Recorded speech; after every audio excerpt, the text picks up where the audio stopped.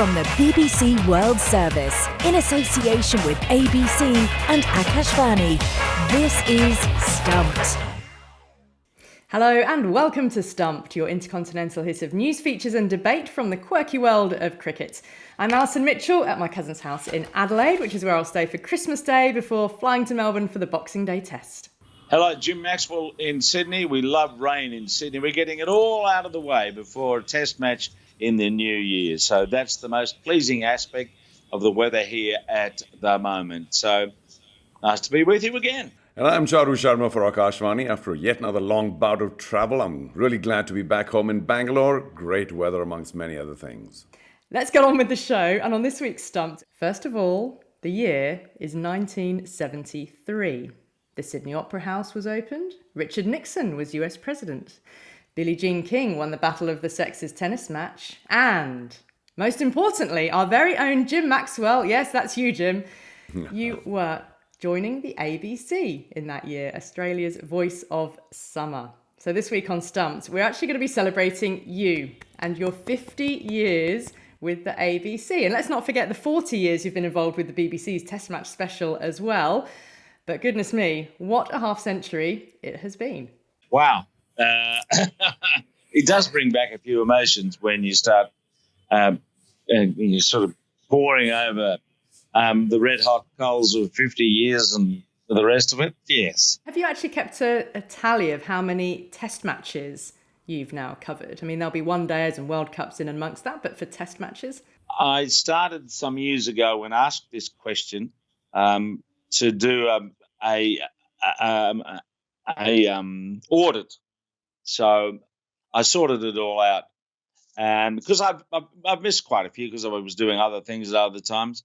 But the one in Perth was 336, which resonates with Wally Hammond's innings against New Zealand for what it's worth, being a statistical pedant. Well, we've got a special message for you from somebody who you have shared a cricket commentary box with over many years and many different occasions, although most notably when Australia and England have been playing each other. Have a listen. Hey Jim, look where I am. I'm outside your favourite pub. You've made this place almost your own over the years, haven't you? You come and stayed here with me. It's always great fun to have you in the village. 50 years, blimey. How have you managed 50 years? How have we stood 50 years of listening to you? Very easily is the answer to that. You're second to none. Brilliant at what you do. The true, absolute voice of Australian cricket. And it's been an absolute pleasure for me to work with you all these years. I've got traffic coming here. It's a busy junction, as you know, so I'm going to love you and leave you. But I'm going to ask you, Jim, what's your favourite moment of cricket commentary over the years? Shame you went on for Ben Stokes at Headingley, isn't it? See you soon, mate. Bye. Well, that was Aggers, of course, Jonathan Agnew, the BBC's cricket correspondent. Go on, Jim, your call to answer that question. Well, I've thought about this in the last few years and over the last 20 years, really. And thank you, Aggers. You've been a great companion, friend, and just outstanding at what you do, which everyone in Australia enjoys, and I do too. It's been outstanding. When I think about things like the moment, you know, most of them are when Australia's lost.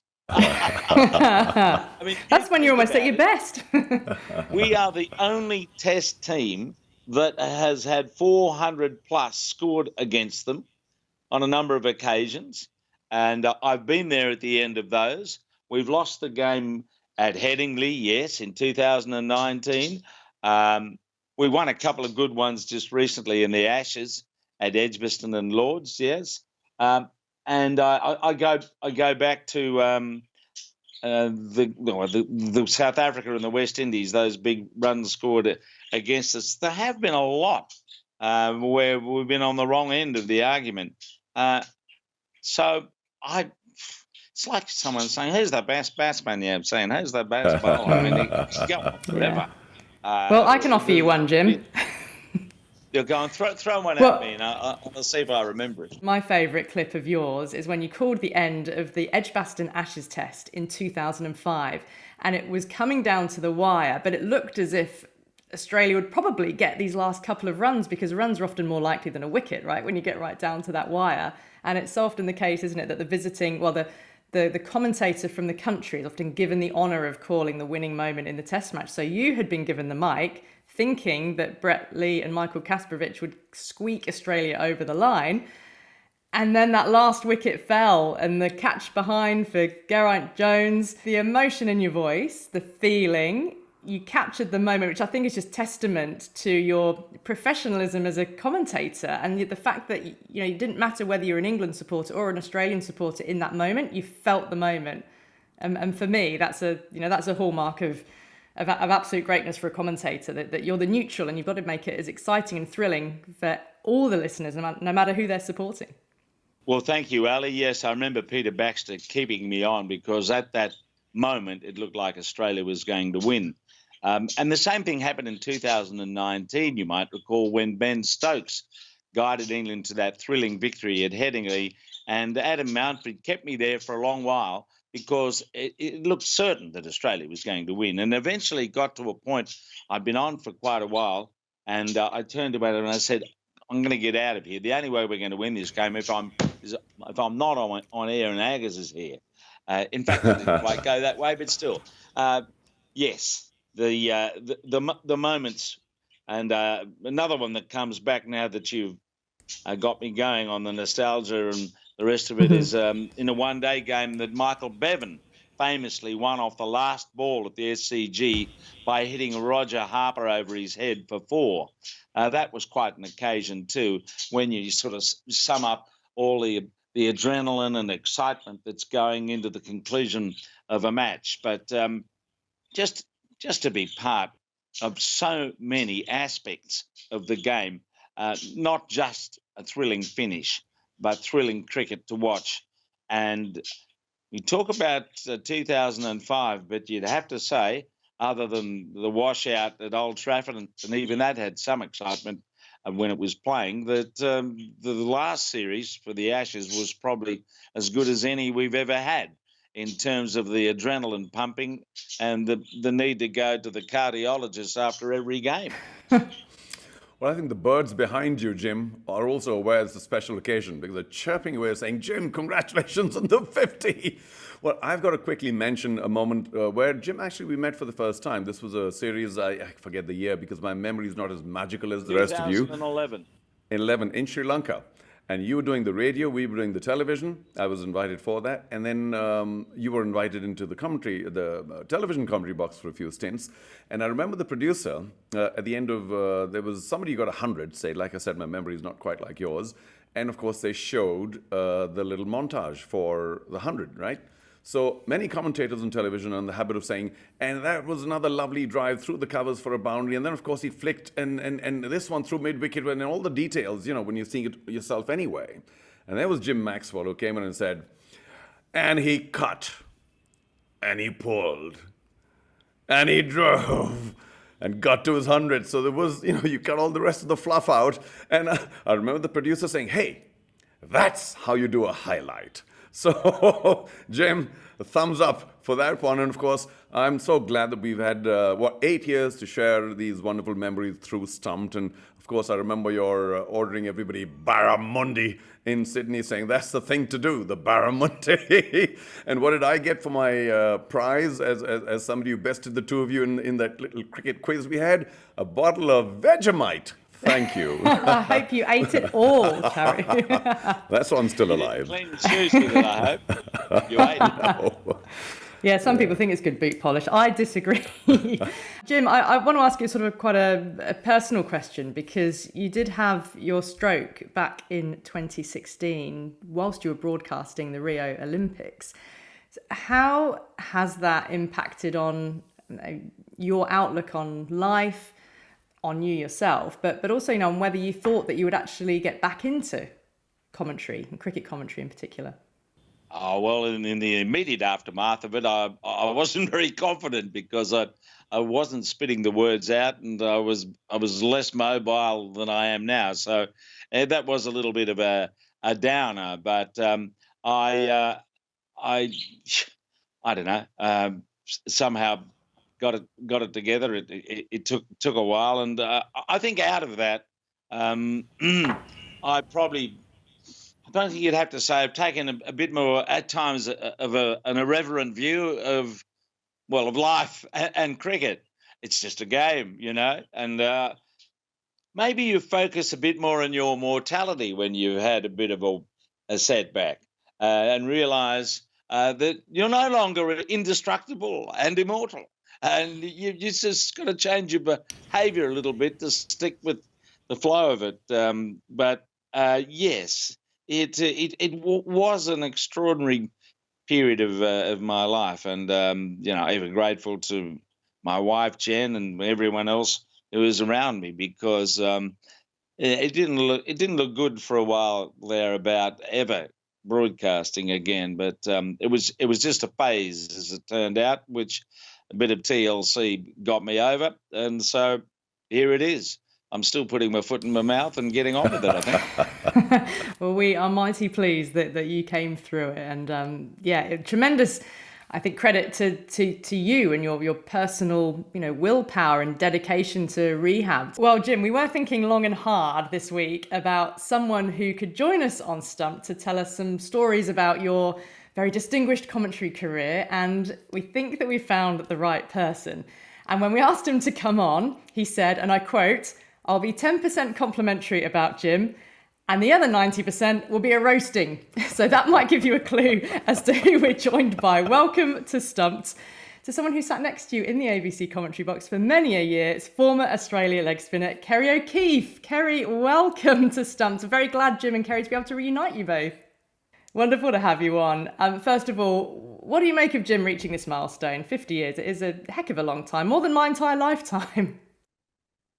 It's a triumph for resilience, isn't it? Let's be frank.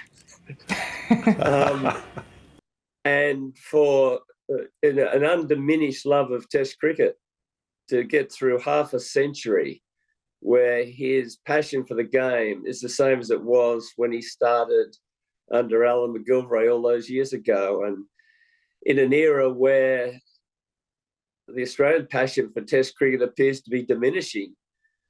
Jim's our flag bearer, and I've fallen in behind him.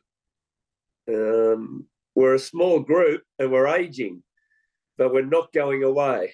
No, well, I think that there are some other lovers of Test cricket as well. It depends whether the authorities also love Test cricket, doesn't it? Tell us, Kerry, when you and Jim met for the very first time. We met in the early 70s, but it wasn't until it was a watershed moment in my life in 2001 when I was asked to do the final test of an Australia-West Indies series at the SCG. And I dabbled in cricket commentary for a few years, and I decided that I would commit completely to it, that test match. And I thought I'd last one test. And despite hundreds of complaining emails every year, I did 14 years alongside Jim. And it gave me compass. My life has changed markedly in the last 20 years. It's been the best 20 years of my life. And I owe a lot of it to ABC, Grandstand Cricket, of which Jim was a principal in that. Jim, these days, of course, it's largely cricketers, and very few of those who haven't played the highest grade survive. But luckily, of course, you started your commentary at a time when people were a little more accepting of those who may not have played at the highest level yet. Was it a problem? Was it a stress? And was there undue pressure when you started your career? It was intimidating because I had Alan McGilvray alongside me, either in the box or perhaps in the bar. We may have gone there too, and Lindsay Hassett on the other side. I mean, these were hugely respected people in the game of cricket, and I was just a kid comparatively who'd crept into ABC Sport as a trainee. So I didn't have any place really. I had to go quietly, and you have to remember, I mean, the whole thing about cricket commentary in those days was so much more formal than it became when Kerry was on board with Peter Roebuck. It's so conversational now. People are more relaxed, just generally in life, I suppose. But there was a formality about broadcasting in those days, and you had to stick to the disciplines. And McGillivray was a stickler, and as knowledgeable as he was, there weren't a lot of laughs in the commentary box, as there were later when Kerry arrived with his keen observational humour and almost everything that was going on. So it was a different world. Kerry, have you ever known Jim to be tongue-tied in commentary? No, I haven't. I mean, the thing about Jim is that his grammar is absolutely faultless. And I've never seen him lost for the right phrase to use. The best part of my day was the crosses from the studio. And they'd often be very promotional of the fact that Jim was going to be the first voice you hear. But Jim always paused for about 5 seconds before he spoke. And you actually, you actually thought somebody's going, I'm sorry for the break in transmission. We're working on it. Because Jim was the king of the pregnant pause. And it was part of his broadcasting. He didn't rush in and virtually finish the sentence for the guy in the studio. He paused. The moment came. He said, yes, welcome to the Melbourne Cricket Ground. He was forever the polished performer, Jay Maxwell. May I ask you, was there some event that you regretted not doing, or a challenge or an event that would have been very challenging that you were unfortunately not a part of? Probably, but as I wasn't doing them, I'm not missing it, so to speak. I think, to be honest, I've always valued in my work those that can do what I do, but a lot better.